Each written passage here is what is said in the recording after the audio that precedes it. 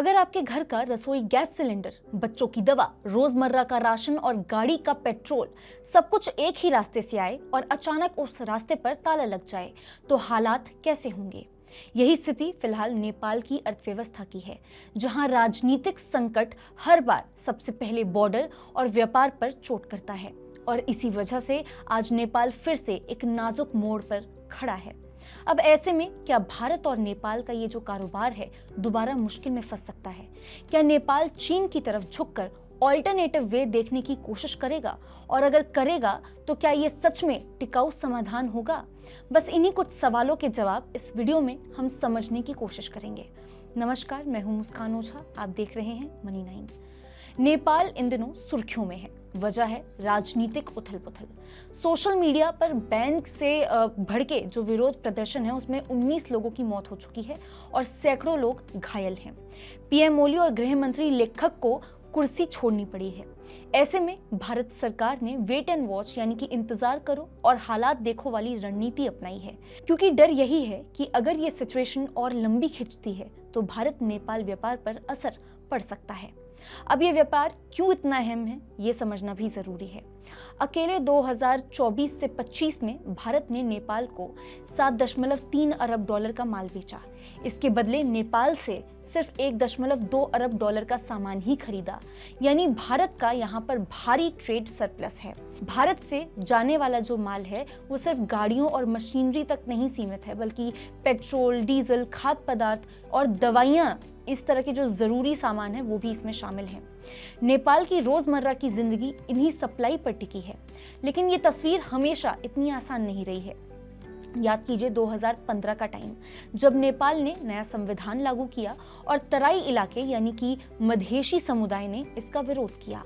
Border पर प्रदर्शन इतने बढ़ गए कि रक्सौल और बीरगंज जैसे जो अहम गेटवे हैं उस पर ट्रक खड़े खड़े महीनों तक जाम रहे। नतीजा ये कि नेपाल में पेट्रोल पंपों पर किलोमीटर लंबी कतारें लग गई, अस्पतालों में दवाइयां खत्म हो गई। एक स्टडी बताती है कि उस दौरान भारत नेपाल बॉर्डर से दवाइयों का जो व्यापार है वो करीब 46% तक गिर गया था। यानी हर बार जब नेपाल के अंदर राजनीतिक बवंडर उठता है, उसकी सबसे बड़ी कीमत दोनों तरफ की जनता को चुकानी पड़ती है। अब सवाल ये उठता है कि जब भी हालात बिगड़ते हैं, नेपाल बार बार चीन की तरफ रुख क्यों करता है और नए ट्रेड रूट्स खोलने का क्यों सोचता है? इसके जवाब के लिए आपको फिर से थोड़ा पीछे चलना पड़ेगा। 2015 के ब्लॉकेड के बाद नेपाल ने चीन के साथ समझौता किया था कि वो 7 बॉर्डर पॉइंट खोल देगा। इसमें केरुंग, रसुवागड़ी और तातोपानी और झांगमू क्रॉसिंग जो है इसमें सबसे अहम माने जाते थे। चीन ने तो काठमांडू तक रेलवे लाइन बढ़ाने तक का खाका भी खींचा, लेकिन हकीकत इससे बहुत अलग थी। हिमालयी रास्ते जो हैं वो बेहद ऊंचाई पर आते हैं। 5000 मीटर से भी ऊपर की चोटियों पर सर्दियों में बर्फ जम जाती है और अक्सर भूस्खलन से सड़कें हफ्तों तक बंद रहती हैं। ट्रांसपोर्ट कॉस्ट भारत के मुकाबले 3 से 4 गुना वहां पे ज्यादा है और यही वजह है कि 2023 तक भी चीन वाले रास्तों से आने वाला माल बेहद कम रहा है। ट्रक बॉर्डर पर हफ्तों फंसे रहते हैं। दूसरी तरफ भारत नेपाल बॉर्डर बिल्कुल सपाट मैदानों में है। यहाँ के जो ट्रक हैं वो रोज रोज हजारों की संख्या में आते जाते हैं।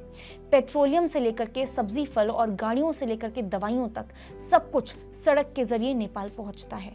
यानी हकीकत साफ है, नेपाल चीन को एक ऑप्शन के तौर पर इस्तेमाल करने की कोशिश जरूर करता है ताकि राजनीतिक दबाव बनाने का औजार रहे, लेकिन जमीन पर उसका जो पूरा कारोबार है वो भारत के सहारे ही चलता है।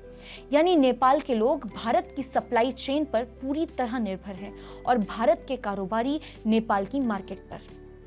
हर बार जब नेपाल में राजनीतिक संकट आता है, दोनों तरफ का विश्वास डगमगाता है। सवाल यह है कि क्या नेपाल कभी अपनी डिपेंडेंसी को सच में डाइवर्सिफाई कर पाएगा, या फिर हर बार की तरह हालात बदलने पर भारत को ही इस साझेदारी को बचाने के लिए आगे कदम उठाना पड़ेगा, आगे आना पड़ेगा। ये कहना गलत नहीं होगा कि नेपाल के लिए चीन रास्ता दिखाने वाला ऑप्शन जरूर है, लेकिन फिलहाल जो हकीकत है, जो सहारा है, वो सिर्फ भारत ही है। और जब तक हिमालय की ऊंचाइयों पर सड़कें, रेल और मौसम की चुनौतियां खड़ी हैं, तब तक नेपाल का कारोबार और जीवन जो है वो रक्सौल और बीरगंज जैसे जो बॉर्डर हैं उन्हीं के पॉइंट्स पर सांस लेता रहेगा। आज के लिए बस इतना ही। ऐसी ही और वीडियोस के लिए देखते रहिए मनी 9।